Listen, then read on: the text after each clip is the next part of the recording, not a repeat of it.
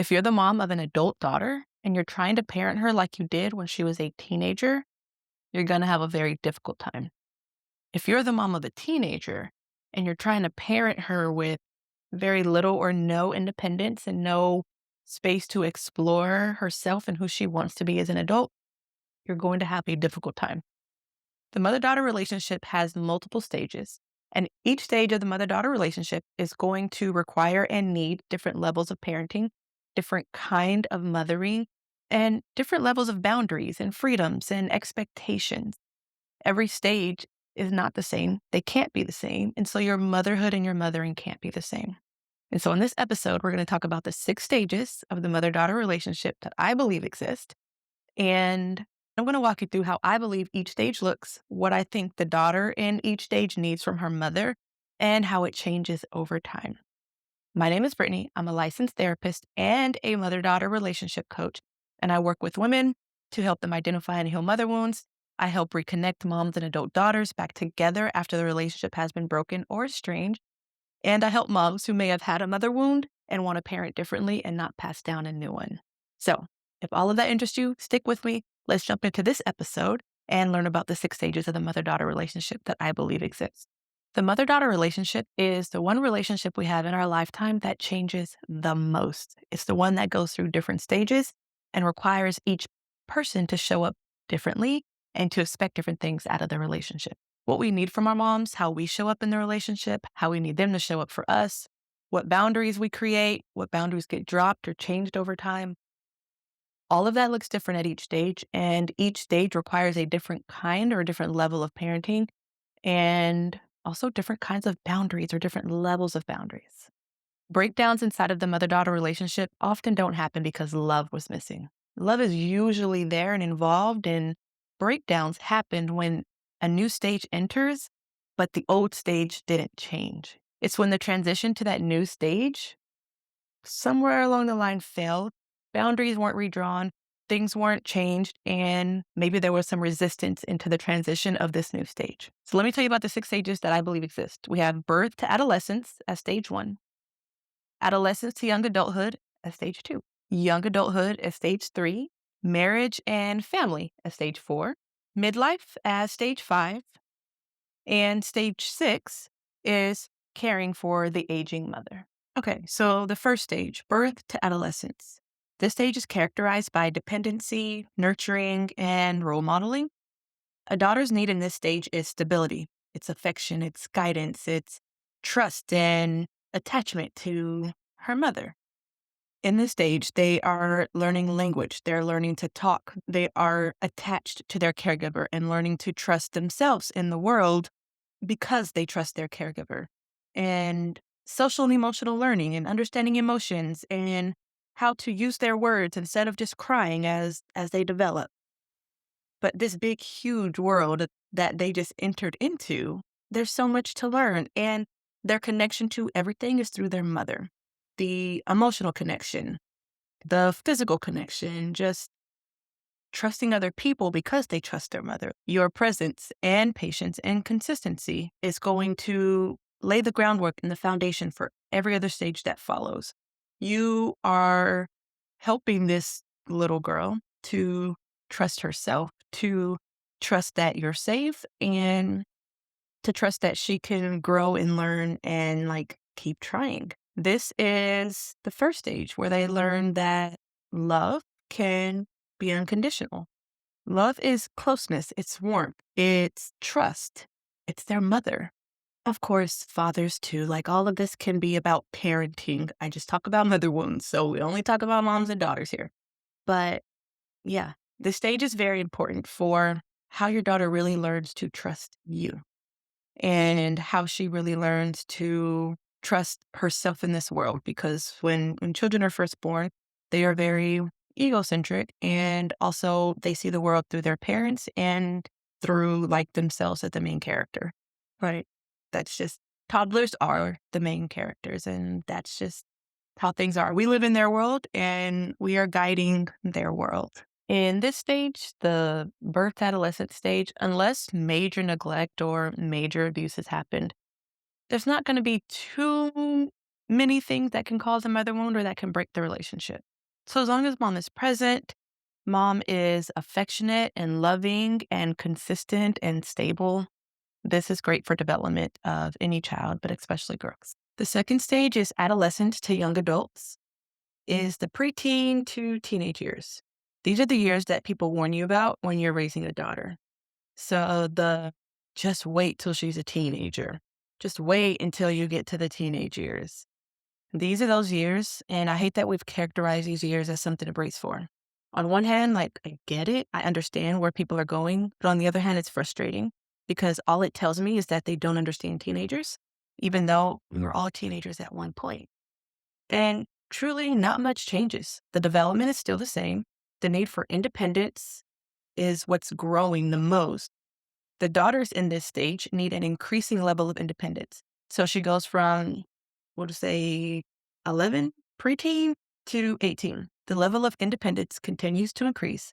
The level of boundaries, privacy, and support that she needs, again, is increasing and changing with each age as she goes through this stage.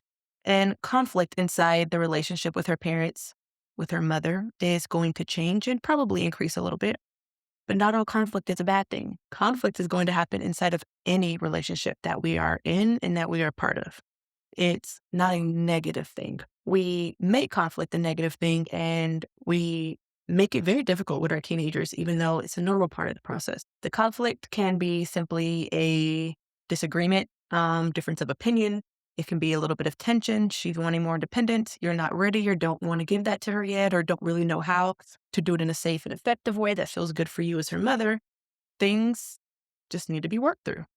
As rules and boundaries change, as a teenager grows closer to adulthood, the rules on what she's allowed to do, the rules on what you allow with safety nets, and the boundaries that you put in place as her parent, as her mother, those things change. And so conflict is inevitable. It's going to happen, but it doesn't mean that this has to be a big falling out. It just means that things have to be worked through. So when I'm working with parents of teenagers, one thing that I like to teach is a metaphor, and I want them to have it in the back of their minds. So I'm going to give it to you. Think of this relationship with you and your teen daughter, and y'all are both standing inside a rubber band, and you're going to remain stationary as the mom. You're not going to move.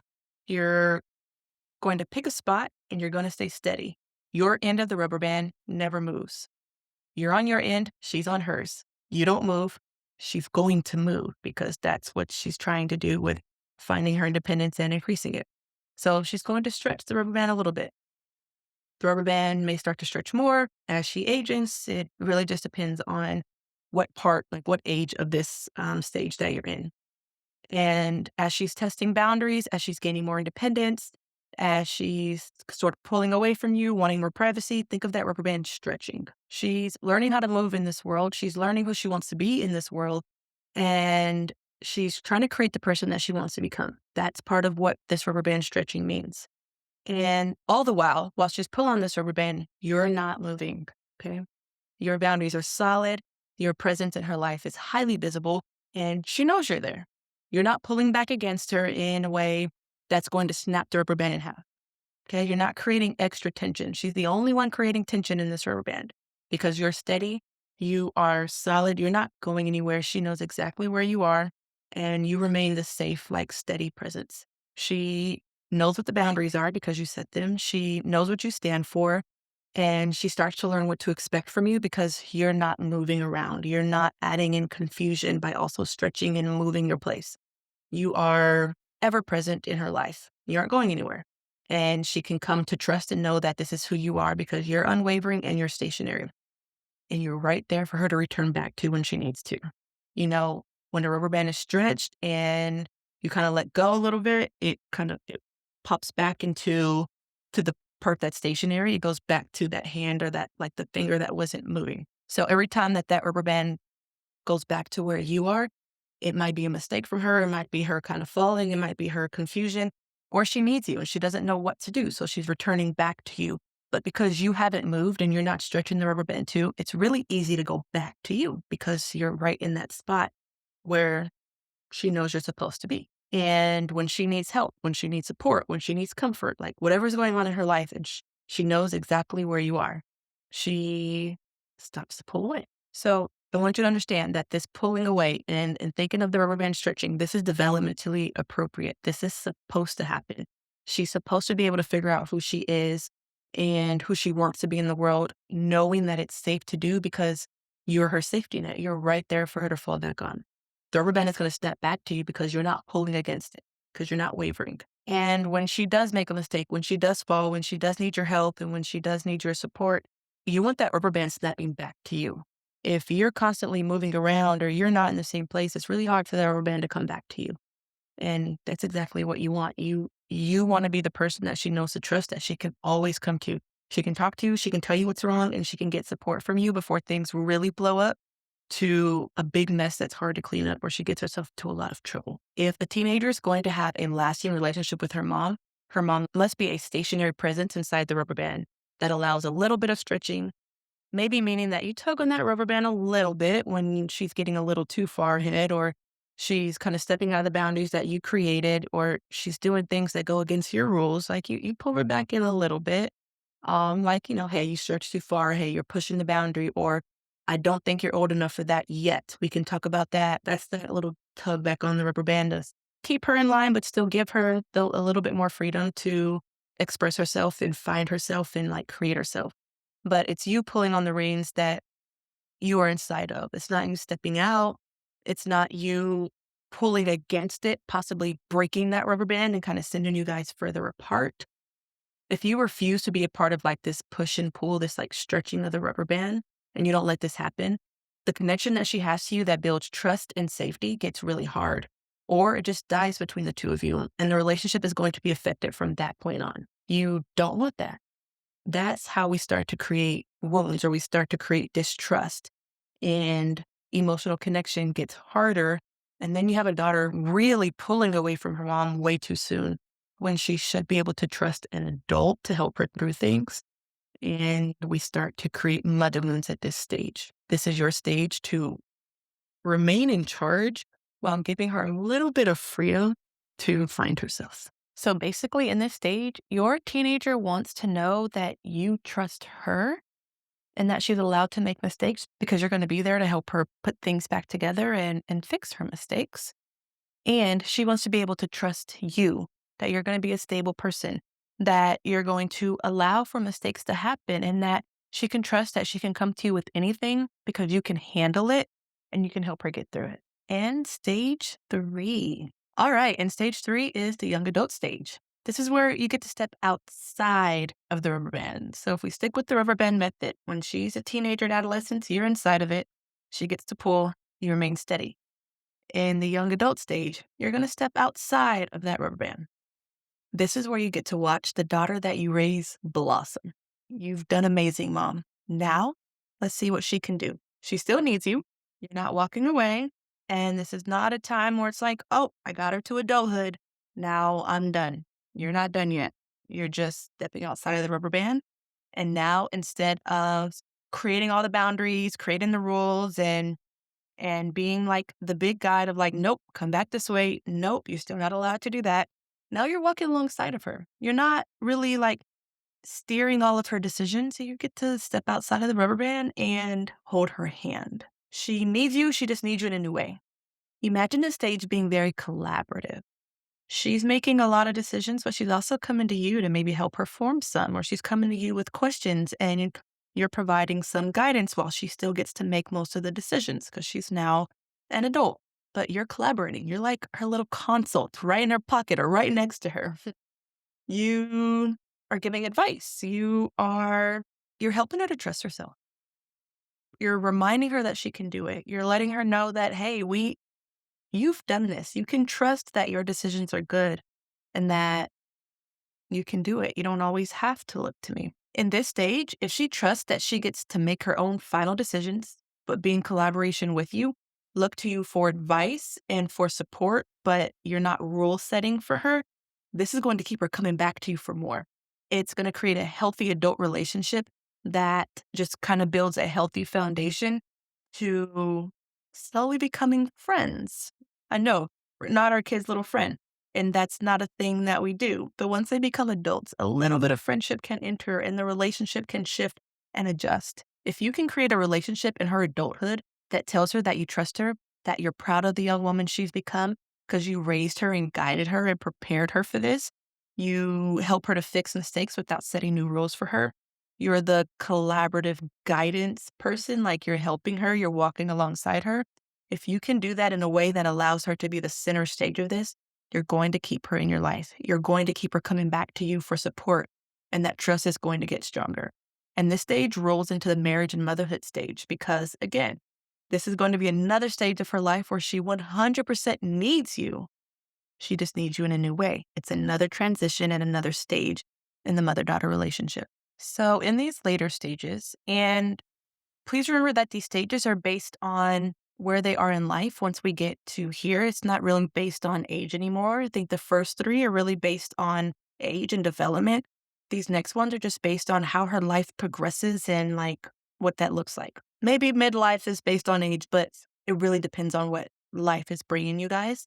So, marriage and family. She's building her own home and her own nuclear family. Her partner's going to become her primary collaborator.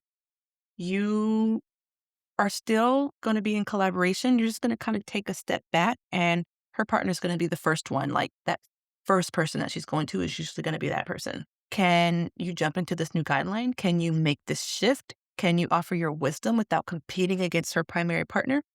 If you can, you're going to remain a trusted person for her. Once we get to midlife, we are now really completely in the friendship era. And, again, things get more fun. Of course, you're still mom. You're going to always be mom, always. And that doesn't change. It's just the dynamics of this one shift. And I think this is where things really can get fun. At midlife, the mother daughter relationship can be a genuine peer relationship, mutual understanding, shared experiences, less teaching, more laughing. This is what all the earlier stages were building towards. If the work is done properly in stage 1 through 4, stage 5 is fun, and you'll get to have that. And then stage 6 is caring for the aging mother, maybe the sandwich generation where she still has children, maybe they're teenagers now or whatever age they are. Sometimes life happens and her children are very young when she's caring for maybe a sick or aging mother. Again, I don't think these stages are based on age. I think they're based on life and when life comes at us, because some people get married very early, some don't. Like things happen the way they do. So she may be raising children and caring for you at the same time. This is a very tender territory. The quality of this stage is deeply shaped by how the earlier stages went and how much healing happened along the way and how much trust you guys have between you and what repair has looked like between you guys. Because conflict is inevitable. It's going to happen. How have you repaired that? How have you continued building trust and consistency inside this relationship? All of this really depends on the foundation that you built in all of the other stages. So I, in my work, have learned that adolescence is the place where most of the hurt gets accumulated. When independence was denied or punished instead of guided, when the daughter didn't get to find herself, there was no support. Maybe there was no emotional support. Maybe the reins were held too tightly. And so there was more conflict than there should have been. Maybe you didn't really understand her. You didn't take the time to learn your teenager and really know her. And maybe she felt like an outsider in the family. These are all things that I've heard and things that have been expressed to me. So this is where a lot of the hurt gets accumulated. And when I'm doing healing work in mother wounds, this is where a lot of the dynamics are traced back to. And in young adulthood, this is more when the daughter can finally say, this is not good. This doesn't feel good. This shouldn't be happening this way. It's often when breaking points start to happen, when the daughter starts to pull away. And moms who struggle to allow independence while staying anchored inside the rubber band, like these are how things start to break. The stretch was never allowed, so there was nothing to snap back to. Or you're also pulling against them, and so the whole rubber band snaps, and now all the trust is broken. That rubber band is almost like a level of trust that is built between the two of you. She can pull a little bit, but she trusts that rubber band to pull it back to you. If you help her snap that rubber band, that's trust also snapping. So here's some questions worth sitting with. What was the event or experience that caused a relationship to break down? There may not be one single event. There's rarely one single event that occurs in mother wounds or when relationships break. There's usually a series, but most people can identify the one where they're like, okay, no, I can't anymore. Absolutely not. And that's the one that I want you to look for. What was that final event where it's like, "Mm-mm, I can't," because then from there, we can trace back all of the other ones. Number 2, what stage were you in when it happened? How old were you? Or if we're on the 4, 5, or 6 stage, what stage were you at? Number 3, what did you need that you didn't get? This is very important. This is where you get to be seen. You get to identify what you didn't receive, and you get to start healing yourself and what would have made things better. So you can't go back and change the past. You can't rewrite history, of course. But if you can identify what you need that you didn't get or what would have made things better, if you can answer both of those questions, that's how you start to heal your inner child. That's how you start to give yourself the love or the trust or the guidance that you didn't get. That's when you start to talk to that little girl inside of you that's still hurting. Those 2 questions help you to do that. So every stage is an opportunity to show up differently. It's an opportunity to show your daughter that you trust her. It's an opportunity to allow their relationship to evolve, to help you guys get to that friendship stage, that laughter stage. It's a chance for you to just let things play out the way they're supposed to and watch your daughter grow from a little girl to a young woman to a grown woman to a new mom to like everything that you want for her. If you're able to adjust in every stage, you get to experience every stage with her and be a part of all of that. But if you never let these stages play out and you never show her that you trust her and you never let her make some of her decisions on her own and in collaboration with you without you telling her what to do, but showing her that you trust her. If you don't do these things, you don't get to experience the fun parts of all these stages. All of these stages are amazing. They just look different. And you have to be prepared to walk into each stage ready to transition, ready to adjust the boundaries or the limits, ready to show emotional support in a new way, ready to set rules or to stop setting rules. Like as a mom, you have to be ready to roll with all of these punches. So, as I close out this episode, I hope that you're able to take something with you. I hope you can identify what stage you're in with your daughter or with your mom and can start to identify what you need from either person and maybe how you'll get it, or actually just help you to put words to feelings that you might be feeling. And if you enjoyed this video, please like and subscribe and help me to grow this channel. I want to do more teaching and educating on the mother-daughter relationship. I want to help more moms and daughters stay together and stop passing down mother wounds and have healthy relationships. When that happens, a daughter has more other healthy relationships around her. When the relationship with her mom struggles, so do the other ones. And I want to be a part of stopping that and a part of educating about the mother-daughter relationship. So please share this with somebody that you know. Subscribe to the channel so that way I can grow it. And like this video if you did learn something. And I'll see you in another one.